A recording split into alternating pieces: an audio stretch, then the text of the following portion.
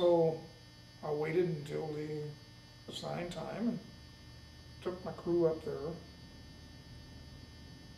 And lo and behold, they're living in caves.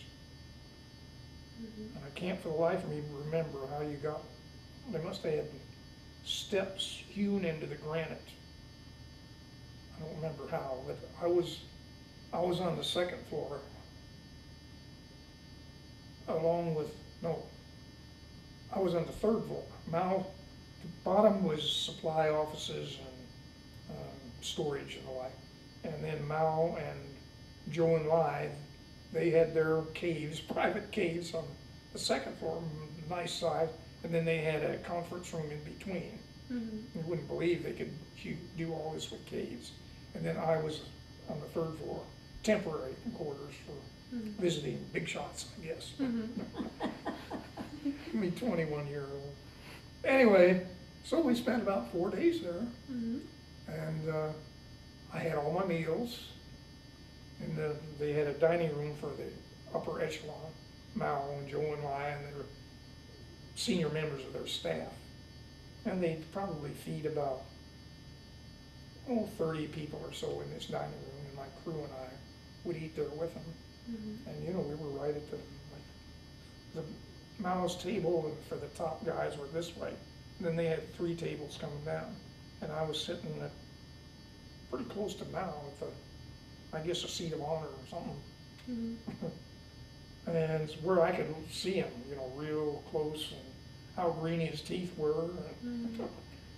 He was a mess, but like General Marshall said, this man, we've got to treat him like a king, because if he doesn't like what we're doing, he just has to crook his finger, and he's got about 500 million people waiting to march wherever he tells them to. He says, so, well, that's what he told me in his hotel room. He said he's going to look to you like one of these Ozark hillbillies, but don't you believe it. Because he's got these 500 million people I told you about. So we were real respectful to him, and I don't think he didn't speak English. And I suspect Joe and Lai did, because I think I told you before, didn't I? Tell me a little bit. Tell me again. Okay. There'd be a time when my crew or I would be telling a story, you know, that was kind of racy. Yeah, comic, a joke maybe. And a couple of times I'd kind of looked out of the corner of my eye at these, and there's Mao shoveling in the food.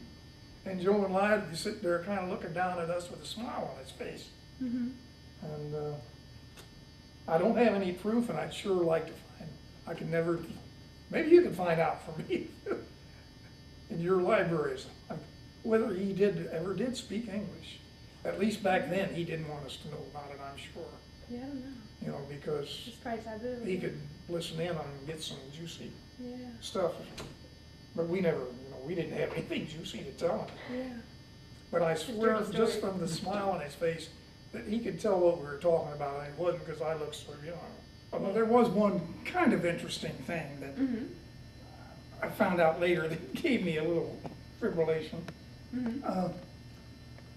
Before I took off at Chungking to go up to Yenan to pick up Mao, I never thought of an interpreter. Just never occurred to me that people wouldn't speak English, you know, in Shanghai. You'd always find.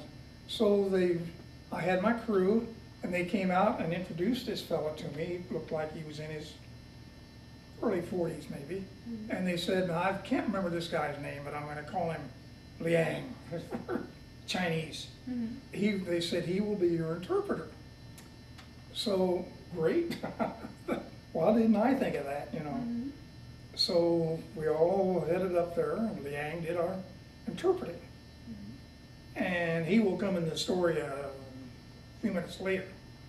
So Liang was part of my crew temporarily. While I was in Yenan, I walked up to the table one night at dinner with my interpreter.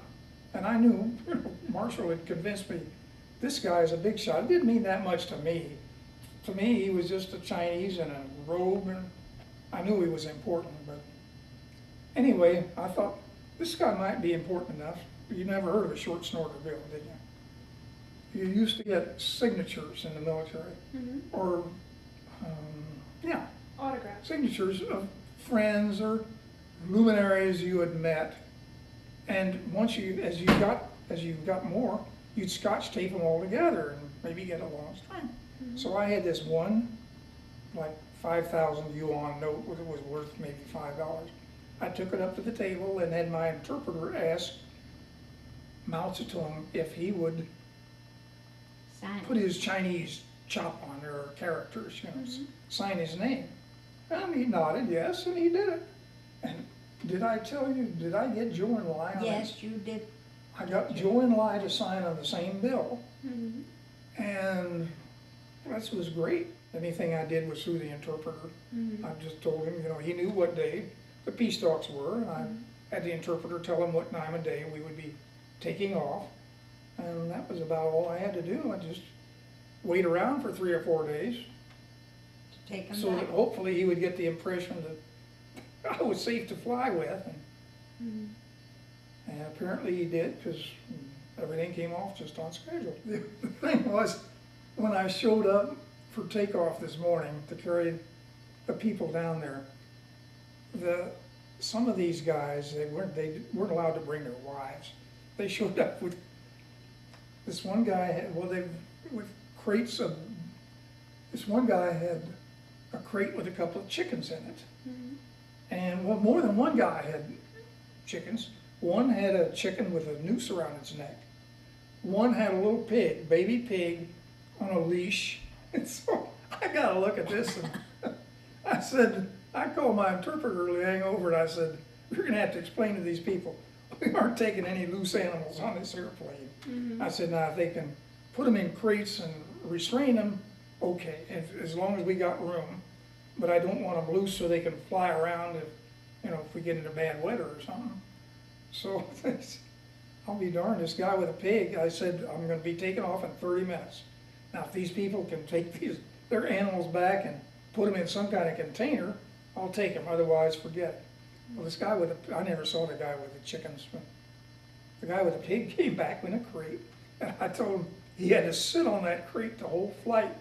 So, and he did. And this was probably a big shot in the Communist Party, because I had all the big shots, but it didn't matter to me, you know.